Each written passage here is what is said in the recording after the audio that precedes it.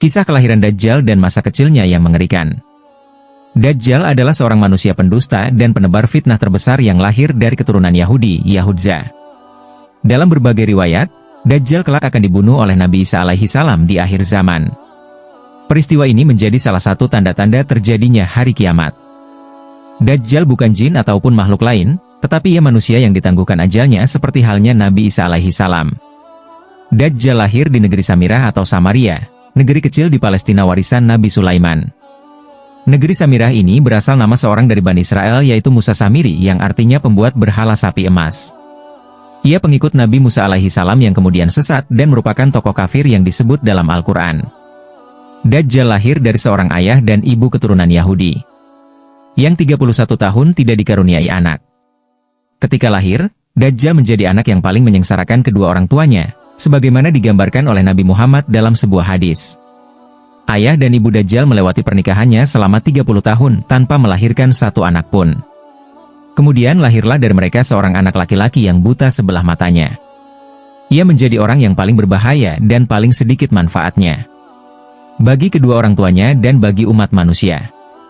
Kedua matanya tertidur tetapi hatinya tetap terjaga. Ayah dan ibunya adalah penyembah berhala. Mereka menyembah berhala berbentuk sapi betina.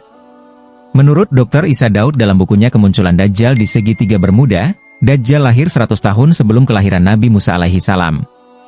Ada yang menyebutkan cikal bakal Dajjal lahir dari nama Musa Samiri, si pembuat berhala sapi emas. Sementara dalam sumber lain menyebutkan, Dajjal lahir dari hasil hubungan ketika ibunya sedang menstruasi, lalu terjadilah kehamilan sebagai pengaruh perbuatan iblis. Dikisahkan, pada malam yang menakutkan diiringi embusan angin dan hujan lebat, pasangan suami istri itu mendengar suara dari patung sapi betina yang mereka anggap sebagai Tuhan mereka. Kemudian patung itu memberitahu kepada mereka akan kelahiran seorang anak. Setan mengetahui keinginan suami istri itu mendambakan seorang anak laki-laki. Karena itu setan memperdaya berhala itu seakan-akan memberi karunia anak dan meminta korban-korban sesembahan. Demikianlah cara setan menipu daya manusia. Perempuan itu pun melahirkan anak lelaki tetapi kedua matanya cacat sejak lahir. Bayi itu suka tidur malam dan siang dan jarang bangun. Sejak kelahirannya, Dajjal tidak mau menyusu dan selalu tertidur, hingga mengakibatkan payudara ibunya mengalami pembengkakan hebat dan menimbulkan panas yang luar biasa. Akhirnya ibunya meninggal. Ayah Dajjal berpostur tinggi, gemuk, dan memiliki hidung seperti paruh burung, sedangkan ibunya berbadan gemuk, kedua tangannya panjang dan memiliki payudara yang besar. Anak itu sangat membahayakan kedua orang tuanya dan juga umat manusia. Bukan hanya ibunya saja yang merasakan kesengsaraan. Sang ayah pun demikian. Adapun kesengsaraan yang dibawa Dajjal bagi ayahnya ialah, setelah kira-kira 4 tahun, Dajjal hanya diam dan tidur saja sejak kelahirannya. Pada suatu malam anak itu bergerak merangkak seperti balita. Ia berjalan ke arah patung-patung berhala kemudian tidur di sisi patung itu. Sang ayah pun bangun keesokan harinya dan mendapati anaknya tertidur di pangkuan patung Tuhan mereka. Ayahnya memanggil tetangganya dan berita itu menyebar luas, penduduk sekitar berbondong-bondong datang untuk menyaksikan hal tersebut. Kemudian hakim kota mendengar, dan ingin memiliki anak itu, yang dianggap dapat membawa keberkahan. Maka diutusnya mata-mata untuk membuat siasat, maka dihadapkannya lah ayah Dajjal kepada hakim kota, dan dipaksa untuk mengaku bahwa kabar berita itu adalah hasil rekayasa dirinya semata. Karena itu ayah Dajjal dipaksa untuk mengaku bahwa dirinya lah yang telah mengangkat anaknya dan menaruh di pangkuan patung sapi itu.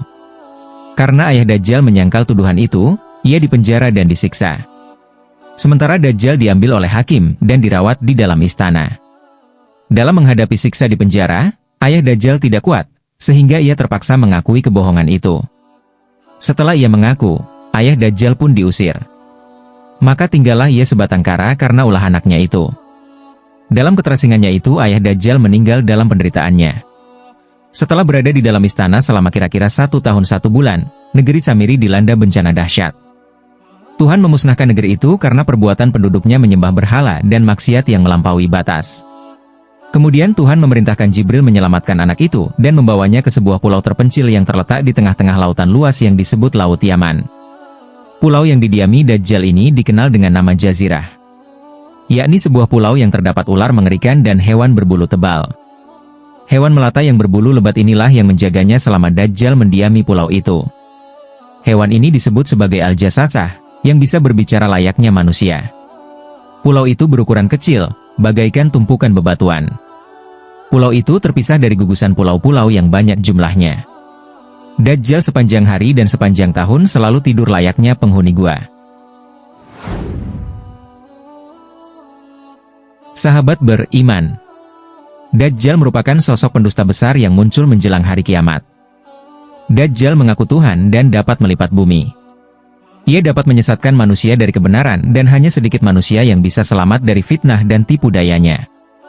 Ustaz Hamdan Nasution Atantisi dalam satu kajiannya menukil satu riwayat, bahwa tidak akan ada orang yang selamat saat itu kecuali hanya 19.000 orang. 12.000 orang laki-laki, dan 7.000 orang perempuan. Salah satu tipu daya Dajjal diterangkan dalam hadis berikut. Dari Hudzaifah berkata, "Aku adalah orang yang paling tahu tentang kapan munculnya Dajjal. Sesungguhnya Dajjal mempunyai lautan dari air dan sungai dari api.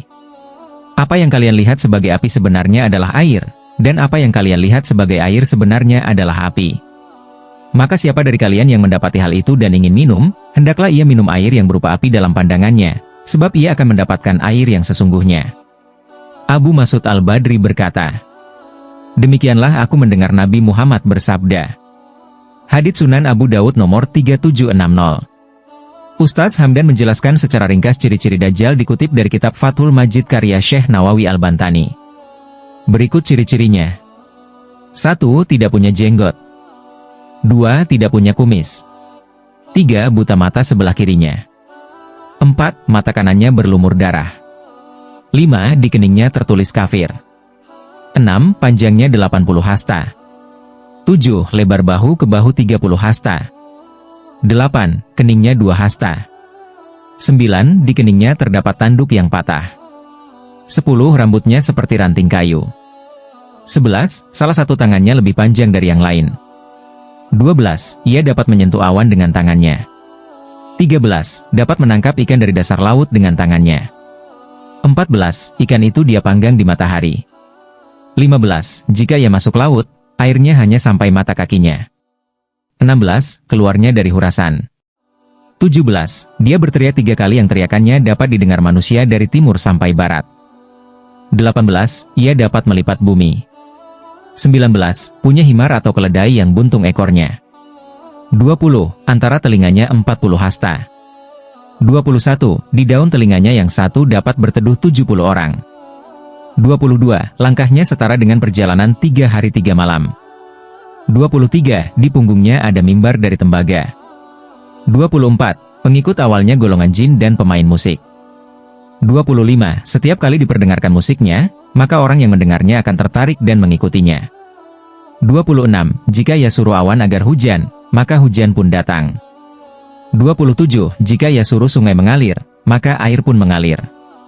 28. Jika ia suruh sungai mudi ke hulu, maka sungai pun ke hulu. Jika ia suruh kering, maka sungai pun kering. 29. Jika ia menyuruh tumbuh, maka bumi pun menumbuhkan tanaman.